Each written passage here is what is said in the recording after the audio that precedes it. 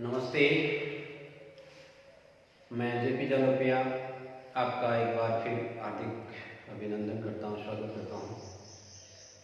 आज अपना विषय सामाजिक ज्ञान कक्षा 9 में फ्रांसीसी क्रांति किस प्रकार से फ्रांस के अंदर हुई उसके ऊपर अपन अध्ययन करेंगे। अपना टॉपिक है आज का 18वीं सदी के उत्तरार्ध में फ्रांसीसी समाज।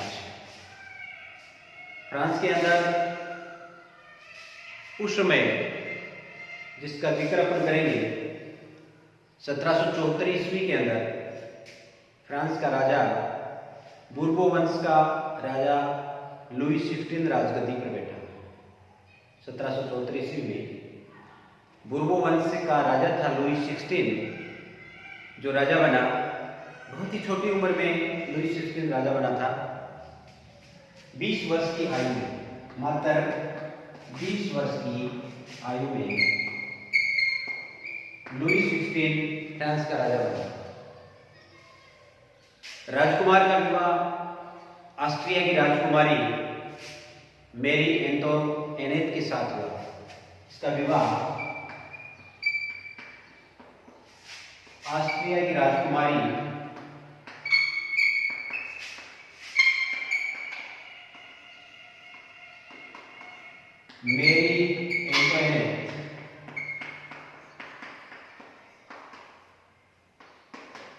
मेरी एंटोनेट के साथ लुई 16 की शादी हुई। जब वो फ्रांस का राजा बना तो उस समय फ्रांस की जो राजकोष था, खजाना जो था वो बिल्कुल खाली था। इसका प्रमुख कारण यही रहा कि फ्रांस जो था वो लगातार कई वर्षों तक युद्धों से जूझता रहा।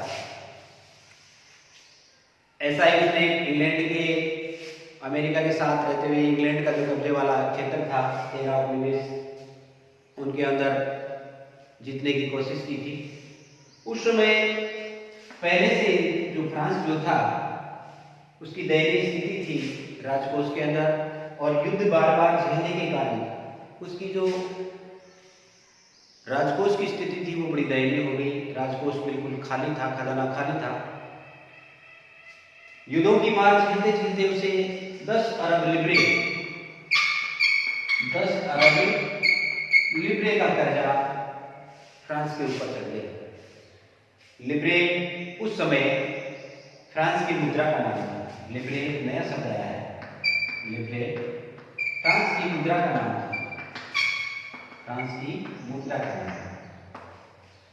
तो युद्धों की मार झेलते झेलते फ्रांस के ऊपर 10 अरब लिब्रे का कर्जा चढ़ गया, और पहले से ही उसके ऊपर 2 अरब लिब्रे का कर्जा पहले से चल रहा था।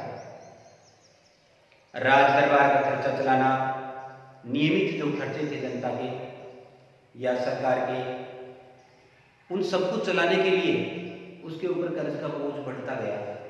लुई 16 ने जनता के ऊपर कर लगाने का प्रयास जो काम है वो किया, यानी बातें हो गया वो कर लगाने के लिए। जनता ने उसका भरपूर विरोध किया।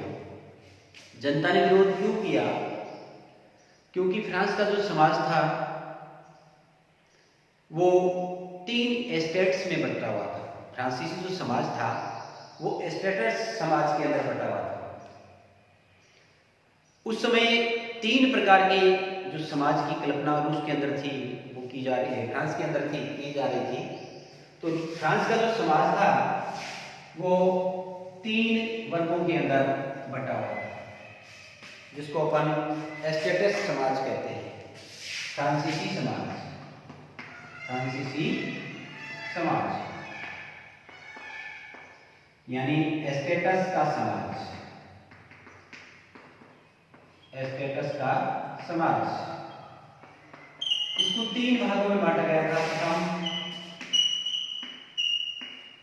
जिसके अंदर कुलीन वर्ग था।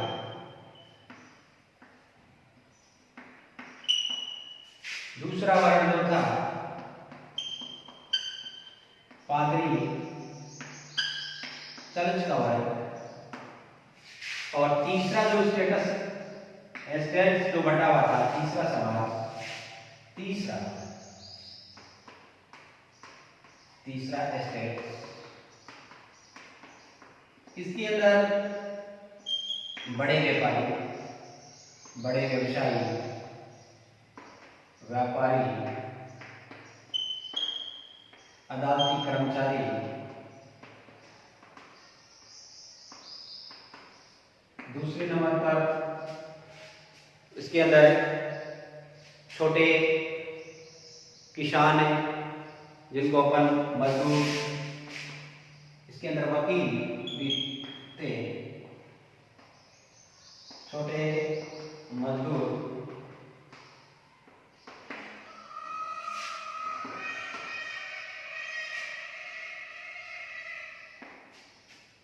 या जो छोटे छोटे किसान, भूमिहीन मजदूर जो थे, ये सारे के सारे तीसरे एस्टेट्स के अंदर शामिल थे। फ्रांस का समाज 3 स्टेट्स के अंदर बटा हुआ। 90% जो जनसंख्या थी, फ्रांस की जो 90% जनसंख्या थी वो लगभग किसानों की थी। फ्रांस की 90% जनसंख्या किसानों की थी। किसान ही सबसे ज्यादा फ्रांस के अंदर निवास करते थे।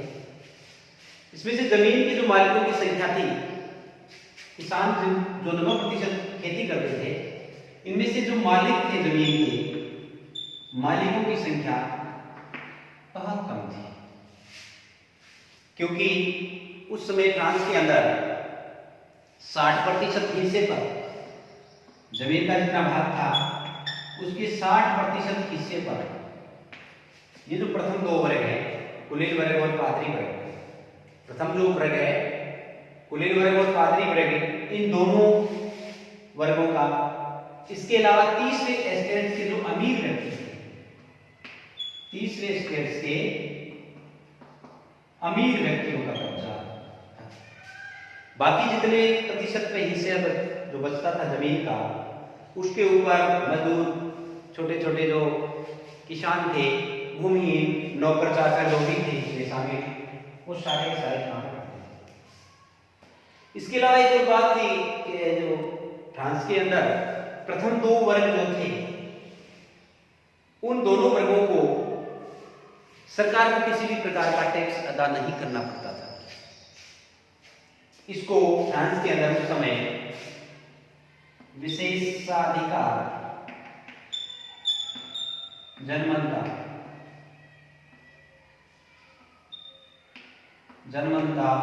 उसको कहते थे, जनमनता,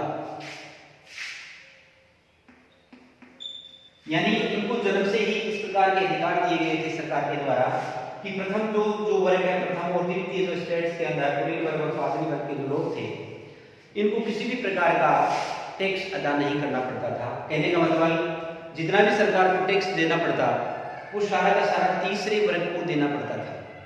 तीसरे वर्ग के अंदर छोटे छोटे मजदूर, किसान, व्यवसाय, व्यापारी, नौकर, भूमिहीन मजदूर, ये लोग थे, इनको ये कर अदा करना पड़ता था। सरकार के जितने काम थे, खेतों में सरकारी काम थे, उन सबके ऊपर काम करने का जिम्मा भी इसी वर्ग का था। ये 2 वर्ग ऐशो आराम की जिंदगी जीते थे। इसीलिए जो सरकार ने, लुईस 16 ने टैक्स लगाना शुरू किया जनता के ऊपर, तो जनता ने इसका विरोध किया था। लेकिन ये जो लोग थे, द्वितीय और प्रथम वर्ग के लोग, ये बड़े शक्तिशाली, सत्ता के जितनी ताकत थी सारी की सारी इन्हीं लोगों के पास थी। इसीलिए इन लोगों को इन टैक्स की, कर की मार झेलनी पड़ी। इसके अलावा भी इन वर्गों को, जो पादरी और चर्च वर्ग के अंदर जो पादरी वर्ग के लोग रहते थे, राजा को तो टैक्स देना ही पड़ता था आज तीसरे वर्ग के लोगों को, लेकिन पादरी वर्ग जो चर्च था उसको भी इन तीसरे वर्ग के लोगों को एक टैक्स देना पड़ता था, जिसका इस बुक के अंदर जिक्र है, टाइम कर, यानी टाइम का चुकाना पड़ता था। पादरी जो चर्च होता था उसको, किसान मजदूर वर्ग जो भी होता था। इस प्रकार का समाज फ्रांस का बटा हुआ था। फ्रांस की स्थिति जो थी वो दयनीय स्थिति थी और इन सभी के कारण फ्रांस के अंदर जो अपन पढ़ रहे फ्रांसीसी क्रांति, ये क्रांति आई। छोटा सा टॉपिक था अपना जिसके अंदर 2, 3, 4, 5 शब्द नहीं आए हैं। लिब्रे आया है जिसको आपने देखा, लिब्रे फ्रांस की मुद्रा का नाम था। टाइर आया है, कर था। विशेषाधिकार जो है वो 2 वर्गों के थे। फ्रांसीसी समाज जो था वह 3 वर्गों में बटा हुआ था। जमीन का हिस्सा जो था वो 90% किसान थे, लेकिन जमीन के मालिकों का जो संख्या थी वो बहुत कम थी। 60% जमीन के हिस्से पर दोनों वर्ग जो प्रथम और द्वितीय और तीसरे वर्ग के अमीर लोगों का कब्जा था। इस प्रकार अपन इस छोटे से टॉपिक के अंदर ये 5-7 प्रश्न बना करके उनका उत्तर अपन सीख सकते हैं, परीक्षा में आपके काम आ सकते हैं। अगले टॉपिक में अपन आगे फिर देखेंगे आगे का जो टॉपिक है। धन्यवाद।